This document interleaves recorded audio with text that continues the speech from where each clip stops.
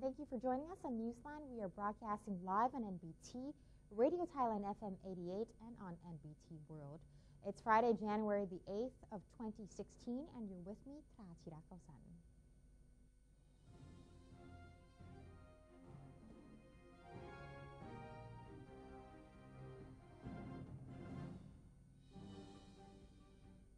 Welcome to today's segment of Thailand Moves Forward. In our first story, a group of exemplary youth has been allowed to visit with Prime Minister General Prayut Chan-o-cha ahead of the National Children's Day. Prime Minister General Prayut gave a warm welcome to 772 exceptional children and youngsters who have made a name for the country on various occasions. In his address to the young visitors, the Premier encouraged them to adhere to their duties, be prudent with their spending, refrain from causing trouble for their parents, and be part of the effort to develop the nation. General Prayut also expressed appreciation to them for sending him New Year greeting cards. The cards will be displayed at Government House on National Children's Day this Saturday. Other Children's Day activities scheduled at Government House include a photo opportunity with the Prime Minister in the morning, a dinosaur exhibition, and a tour around the Thai Kufa building, during which the participants will get a chance to sit in the Prime Minister's chair. The Bangkok Metropolitan Administration, or BMA, has revealed plans to organize 5 Children's Day events from January 9th until the 10th. Bangkok Deputy Governor Amon Kitchawengun held a press conference to announce the BMA's readiness to kick off activities in celebration of this year's National Children's Day. The activities are aimed at promoting the importance of learning as well as an awareness of the ASEAN community. They include a variety of contests and games that are designed to encourage child development physically, mentally, emotionally, socially, and intellectually. On Saturday, January 9th, 4 different locations will hold Children's Day activities, including at Wachira Benchatat Park, also known as Suan Rot Phai Park, the Children's Discovery Museum in Chatuchak District, the Thai-Japan Bangkok Youth Center in the Dindang area, and the plaza in front of the Bangkok City Hall. For Sunday, another event will be held at the Children's Discovery Museum in Tung Krut District.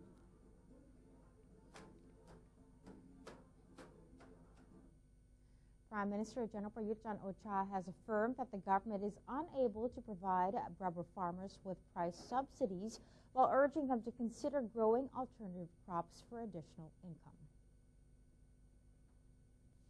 In response to rubber farmers' intentions to stage a demonstration on January 12th to protest for higher rubber prices, General Prayut said that such a movement would be useless. The Premier insists that the government cannot launch a rubber rice subsidy program as demand due to limited funds. He also warned the farmers against joining the gathering, as it would be considered illegal and could result in legal penalties. General Prayut affirmed that the government has not grown complacent with the rubber issue, saying that assistive measures are already underway. Rubber farmers are also encouraged to be self-reliant. General Prayut recommended growing alternative crops to supplement their own income for the time being.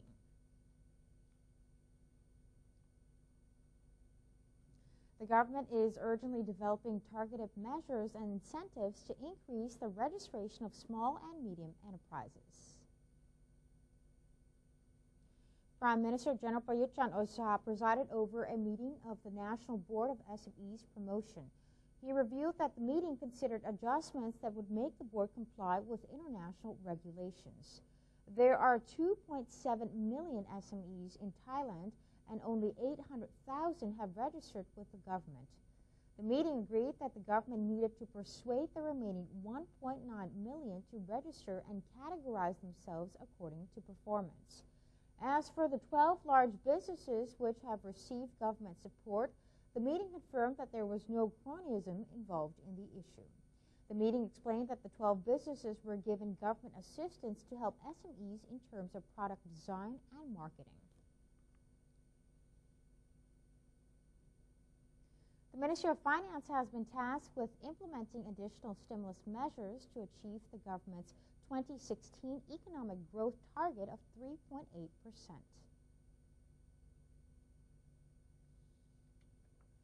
Permanent Secretary of Finance Somchai Satchapong revealed that the ministry will focus its assistance on farmers and low-income earners. For example, financial institutions will be asked to approve more loans and ease payment deadlines.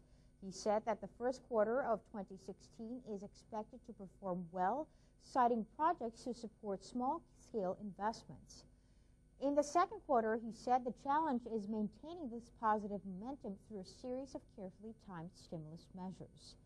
The Bureau of the Budget is planning to allocate 70 billion to 100 billion baht to fund stimulus measures in the first half of the year. Then, several infrastructure projects will begin in the third quarter and help the country achieve its annual growth target. Foreign Minister Don Paramatwinai will travel to New York to represent Thailand in assuming the G77 chairmanship at the United Nations headquarters. The ceremony will be witnessed by the UN Secretary General, the UN General Assembly President, and permanent representatives of 133 countries.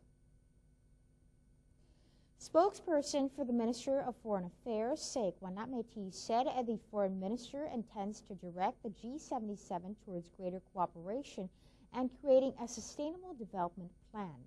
Thailand is also determined to promote the philosophy of sufficiency economy pioneers by His Majesty the King to propel Sustainable Development Goals, or SDG, which consists of 17 objectives designed to build bridges of communication to every group in the G77 and the least development countries group, landlocked countries, and the archipelago. Thailand is a role model in development as the nation recovered from the Asian financial crisis in only 3 years. We also plan to promote the benefits of artificial rain and crop substitution in order to address the region's recurring drought crises. The Department of Business Development will hold a seminar entitled Thailand Franchise 360 as part of its project to develop the market potential of franchise businesses in 2016 and educate franchise entrepreneurs in Thailand. The project will focus on improving business management in franchises as well as marketing and expansion capabilities both at home and abroad. This year's project will also advise business owners on expanding into the wider Asian market, particularly into Myanmar and the Philippines. The seminar, Thailand Franchise 360, features speeches from specialist retailers and franchise operators as well as marketing experts from Myanmar and the Philippines. Thailand currently has 1,200 business franchises with a total registered capital of 70 billion baht and a market value exceeding 200 billion baht, or a 9% market value of all retail businesses in the country. Major sectors include food and beverage, retail, education, beauty, and spa services. Thailand's consumer confidence has risen to its highest level in 7 months after government stimulus measures resulted in over 14 billion baht in cash flow during the New Year period. The director of UTCC's Center for Economic and Business Forecasting, Thanawat Ponwichai, said the country's Consumer Confidence Index in December 2015 rose for a third consecutive month, the highest level in the 7 months from April. The index of consumer confidence in the economy as a whole stood at 65.1, up from 63.4 the month before. The index of confidence regarding the current economy saw an upturn for the third consecutive month to 51.8, up from 50.3 in the previous month. This marks the highest level in 6 months. The Constitution Drafting Commission, or CDC, is planning to hold a nationwide campaign to promote awareness of the charter drafting process and to collect more opinions to help with the process. CDC spokesman Norajit Singh Hassaini said that the charter drafters will be entering a second phase, which includes seminar campaigns that will take place in all regions of Thailand. He said that the new seminar will start in Chiang Mai province from January 29th to the 31st before it is moved to Khon Kaen province from February 5th until the 7th. After that, the CDC will hold a seminar in Bangkok for people from central and eastern Thailand from February 9th to the 11th, while the last schedule is set for Surat Thani province from February 12th until the 14th. The government continues to work for peace in the southern border provinces. Let's now explore one of these campaigns from Kun Sotchut Limpiankai. In his recent inspection of the deep south of Thailand, General Prawit presided over an event to welcome a group of people joining this project to take part in resolving problems in the southern border provinces. The project was launched by the Internal Security Operations Command or ISOC region Full Forward, in cooperation with the Southern Border Provinces Administrative Center. It provides an opportunity for those who have been misled into creating unrest to turn over a new leaf. After reporting themselves to the authorities, they will be sent for training so that they will be able to reintegrate into society instead of standing trial in court. From October to November 2015, around 1,000 people from the southern border provinces of Pattani, Yala, and Narathiwat participated in this project. In welcoming them back home, General Prawit urged them to communicate with other people, holding different views to that of the state, in order to persuade them to join this project as well. He explained that the government would ensure justice for them, and that all relevant agencies are ready to give a helping hand. The government is determined to create better understanding with local people and to improve their living conditions, especially those in the 3 southern border provinces. He pointed out that those who hold different views with that of the state should not escape. They should join officials in developing Thailand. The public sector would offer them assistance in terms of employment generation, so that they would be able to earn a living and support their families. By doing so, peace will be soon restored in the Deep South. General Prawit said that several thousands of misled persons have joined this project, and that their cooperation played a part in reducing suspicions of local people toward officials. The District Operations Center has been assigned to accept misled persons to report themselves to the authorities. Meanwhile, one of the participants in the project thanked relevant officials and his relatives for their assistance and suggestions. He said that the project was good and provided him with an opportunity to return home to live with his family and join peace building in the South. During his inspection of the South, General Prawit also chaired a meeting with local officials and gave his policy briefing. He called on them to uphold His Majesty the King's royal advice to understand, reach out, and develop as a major strategy for tackling problems in the southern border provinces. The royal advice is meant to encourage responsible for officials to seek a better understanding about the problems, then to win the hearts of local people, and carry out development for them by taking account of the local environment in terms of physical, sociological, and cultural conditions. General Prawit stated that the government also focused on suppressing local influential persons and tackling narcotics and poverty problems. These issues form part of the problems in the Deep South and must be brought under control. This is Sotchut Limpiankai reporting. And that's the end of today's edition of Thailand Moves Forward. Before we take a quick break, let's take a look at the exchange rates and commodity prices.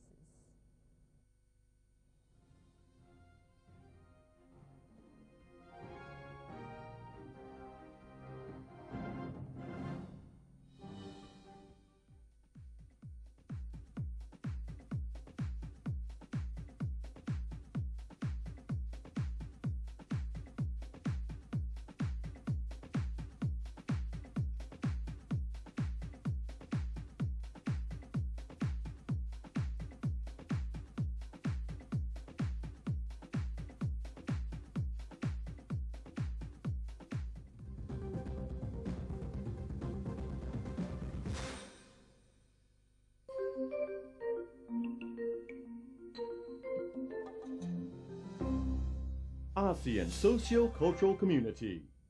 Due to recurring natural disasters in the ASEAN region, the ASEAN Committee on Disaster Management has become the main authority to coordinate emergency help during disasters. Moreover, there is background of cooperation in terms of environmental sustainability and restoration of natural forest land to reduce the impact of disasters. One vision, one identity, one community. Oh,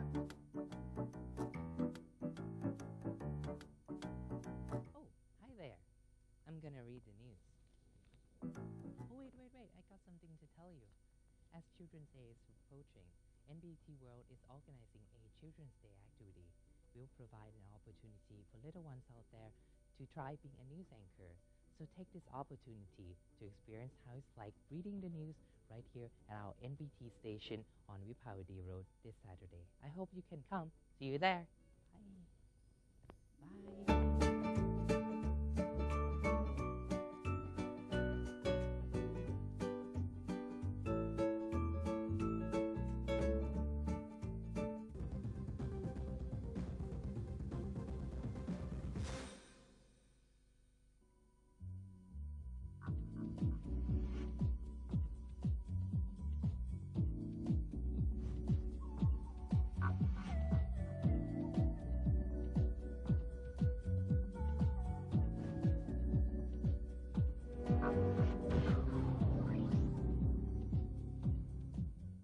Welcome back. You're watching Newsline.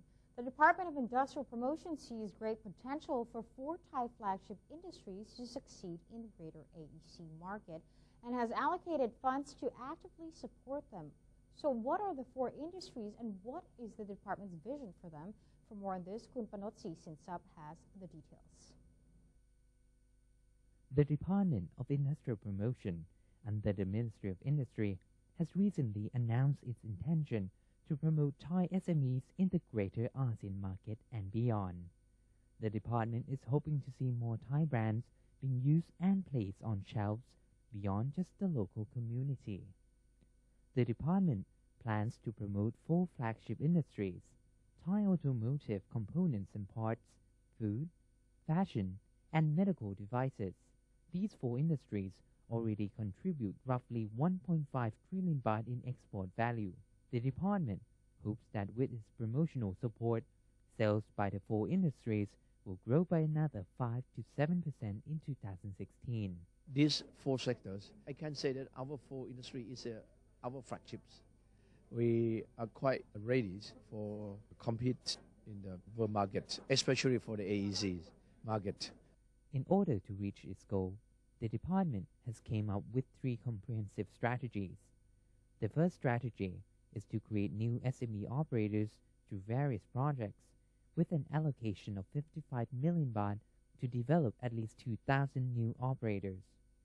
The second strategy aims to support existing operators in improving their reach and efficiency, while the third strategy would assist operators facing difficulties. The DIP has also launched its ISME Intelligence Strategy to pinpoint the best strategies to help SMEs at various stages. We have discussed an instruction from Deputy Prime Minister Dr. Somkit, quite clear that he wants us to improve or add value added to the SME. The SMEs products need to have put some designs, and as well as for the innovations for the products, and as well as to understand the characteristics and the needs of the customer, especially for international markets. Next year, we will put our attention and focus, and of course, and budget on improving product designs, and as well as to the engineering process. I think in these 2 parts, it helped to level up of our competitive platform for the SME. Dr. Somchai added that besides the production side of working to improve packaging, materials, and added value, connections are also very important. As the DIP encouraged collaboration between separate companies' orders so as to increasingly extend their capability and capacity. In 2016, the department plans to further develop 2,435 SMEs and 14,845 operators and personnel. Entrepreneurs not already in the four industries but wishing to be a part of the DIP's many supportive programs can find more information or register by calling 02-202-4414-217 or by accessing worldwideweb.dip.go.th. อัมพนศรีสินทรัพย์ NBT World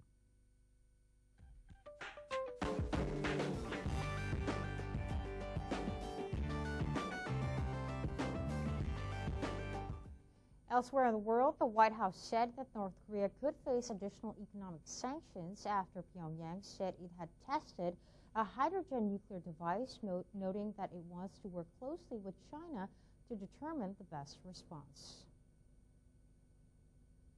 White House spokesman Josh Earnest said the UN was deliberating the issue after the United States and Japan convened an Emergency Security Council meeting to discuss options for a response which could include additional economic sanctions. Earnest revealed that the White House has also been in touch with Chinese officials, citing a meeting between the National Security Advisor and the Chinese ambassador to the United States yesterday. He said that China wields more influence over the North Korean regime than any other country in the world. However, Earnest denied that the United States has discussed deploying the Terminal High Altitude Area Defense anti-ballistic missile system to South Korea. When asked about the recent market volatility in China, he said there is an understanding that it will take China time to implement market reforms. Brookfield Zoo in Illinois marked the start of the new year with the birth of a gray seal pup. Video shows the newborn female pup nuzzling with its mother, 11-year-old Lily. Seals are born with long white fur, which is replaced in 2 to 4 weeks by stiff hair, similar to that of adults. The pup weighed more than 30 pounds, or about 13 kilograms, at birth, but is expected to triple or quadruple in weight over the next month. The young seal pup could be seen feeding and exploring in its enclosure. The seal has a 2-year-old seal sibling named Charles, and the still unnamed seal pup won't make its official zoo debut for another few weeks. Seal pups and their mothers typically spend the first of their life bonding. And just a quick announcement, NBT World is hosting an English news reading competition tomorrow, which is National Children's Day. Children ages between 8 and 14 are welcome to join, and there will be a prize money for the winners. The registration starts at 8 a.m. at the National Broadcasting Services of Thailand, or NBT, which is located on Wipawadi Road. There will also be other various activities for children to enjoy. And that's it for today's edition of Newsline. For any comments or suggestions, please feel free to email them to us at newsline.nbt@gmail.com. And of course, you can also follow us on Facebook. Just simply type in NNT or check out our website at thainews.prd.go.th/en. We are going to say goodbye now with footage of fun activities for children in Songkhla Zoo. I'm Tra Chirakasan. Have a wonderful day. Swadee ka.